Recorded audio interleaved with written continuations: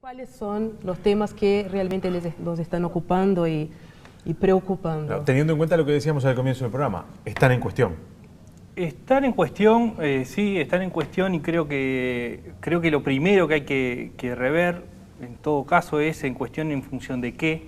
Es decir, está bien, hay cuestionamientos a la actividad, a los resultados, algunas desviaciones en algunos resultados con respecto al resultado final.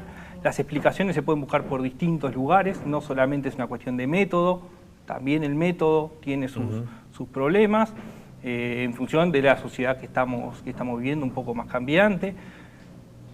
Pero a ver, se da la sensación, en algunos comentarios, que las encuestas daban que el Partido Independiente iba al balotaje. Más o menos la discusión que se da es en esos términos. Y realmente, la discusión, estamos hablando de 3, 4 puntos, como 5 puntos, como mucho, ¿no? Como mucho, en la desviación entre el resultado final y la encuesta.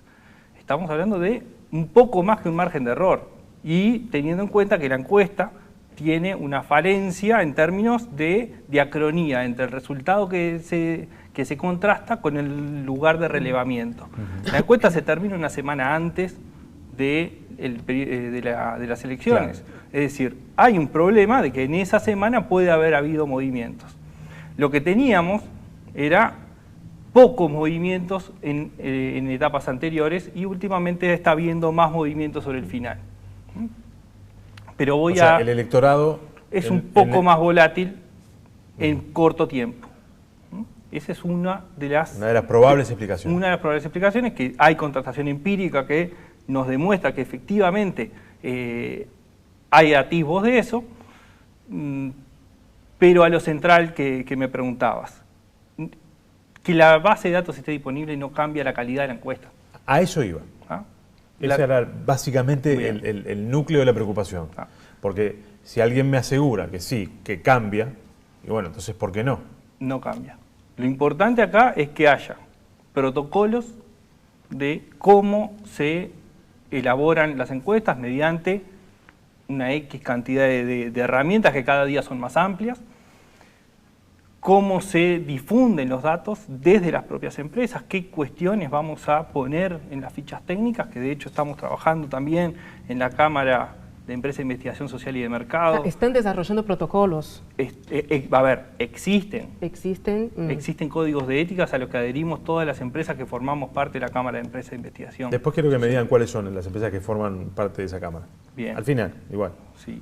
Y te voy a hacer memoria. Para no desviarnos, digo, en el asunto. Entonces, pero los protocolos están Los protocolos existen códigos de ética internacionales y existe un código de ética de la Cámara Uruguaya. Existe el trabajo que estamos elaborando de empezar a estandarizar determinadas condiciones para la difusión de fichas técnicas. Un manual de buenas prácticas. Ok, perfecto. Y estamos trabajando en organizar algún evento justamente para desarrollar, empezar a discutir lo que sucede en el mundo sobre esto. No solamente en términos de cómo se hacen las encuestas, en términos de cómo se regulan. Y de hecho, parte de esto, una parte central en todo esto, juegan los medios. Es decir, qué difunden los medios, cómo difunden los medios. Hay encuestas dando vueltas por los medios que son encuestas que son resultados sumamente parciales de encuestas realizadas, sumamente parciales. Sí, hay muchos asuntos puntuales a los cuales a veces estoy tentado ingresar, a veces no. Voy a ver cómo me debato en esto en este próximo rato. Pero, ¿hay problemas de análisis también? ¿Qué entendés por problemas de análisis? Problemas de quienes tienen la responsabilidad de, una vez desplegados los datos, intentar descifrar de ellos los asuntos que se intentan descifrar. Te lo digo, ¿por qué lo digo? Yo recuerdo, había una empresa encuestadora que había estimado, a partir de los últimos datos de los que disponía, que la diferencia entre el Partido Nacional y el Frente Amplio, estoy hablando de las elecciones pasadas, era más cercana a la que terminó siendo. Cuando se da una explicación de por qué ellos entendían esto y decían, creíamos que la diferencia iba a ser más chica o inclusive creíamos que iba a ser en otro sentido, se hablaba de, y se introducían algunos elementos teóricos que para mí eran novedosos, digamos, como periodista, inclusive como un hombre que egresó de la Facultad de Ciencias Sociales hace ya muchos años. Por ejemplo, se decía, bueno, en Uruguay no ganó tal candidato porque nosotros estimamos que la población era más moderna de lo que finalmente nos damos cuenta que era. Es decir, ¿hay problemas de análisis? Esto es un ejemplo, ¿eh? A ver, más que problema de análisis es cómo, voy a usar una palabra técnica y después voy a explicar en qué consiste, cómo ponderamos los resultados. Ahí está. ¿Qué pasa? No todo el mundo, en un mundo ideal, en una encuesta ideal, yo podría poner a toda la población del Uruguay en un bolillero, extraer 1000 bolillas, lograr que esas 1000 personas me contesten y contesten la verdad. Y no haya indecisos, ni no sabe, ni contesta, ni voy a ir a votar. Estuvieran todos decididos a claro. no cambiar. Entonces, eso sería el mundo ideal. Ese mundo ideal no existe. Entonces, en lugar de contestar todo el mundo, contesta un 2%, un 5%, un 10%. Entonces, ¿qué hago? Tengo que reemplazar la bolilla inicial por otra bolilla suplente. Y por una suplente de una suplente.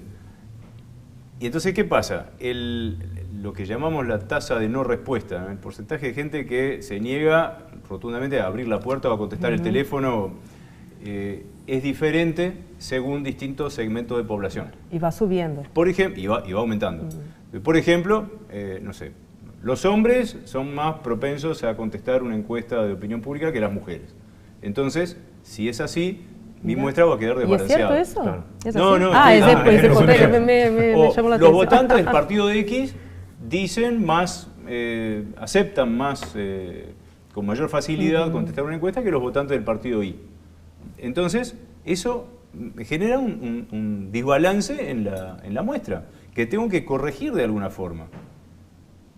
Entonces, ahí es donde cada empresa usa fórmulas diferentes. Su regla. Pero que, claro, cada maestrito con su librito, como me gusta decir, y ahí es donde, bueno, entra el know-how de cada empresa, la experiencia que tiene acumulada, el conocimiento y las hipótesis que cada uno hace acerca de cómo corregir ese sesgo que tiene la muestra.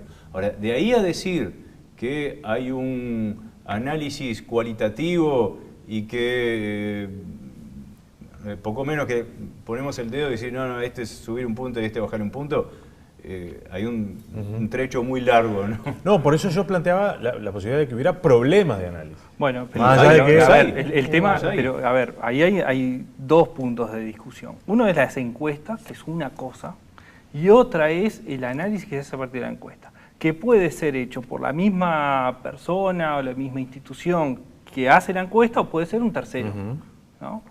El problema, si se quiere, entre comillas, que ha habido en Uruguay, que en algunas partes del mundo se repite y en otras pasa lo opuesto, es que a veces quien analiza públicamente o políticamente un resultado es el mismo que la hizo. En otros lugares no es así. La encuesta se difunde y quien lo analiza es un tercero. Entonces, ahí es, por un lado, lo que hablaba Len sobre la encuesta y la ponderación, y por otro lado es quien analiza. Porque también hay análisis que se han hecho por personas que no tienen nada que ver con empresas que realizan encuestas y que, digamos, se torcieron resultados para dar que sucedía tal cosa o que tal candidato era imparable o cual otro se hundía. Claro. Simplemente usando datos de terceros. Es lo mismo. La única diferencia es si uno lo construyó o no. Pero mientras tanto el análisis es sesgado quien la hace o quien no la hace. Cualquiera puede sesgar en función de elementos teóricos o de construcción con el dedo al viento, ese mismo resultado, analizarlo en función de esa construcción. Que, repito, puede ser quien la realizó, como puede ser cualquier tercero, como sucede en casi toda la mañana radial de Uruguay, ¿no? Sí, sí, claro.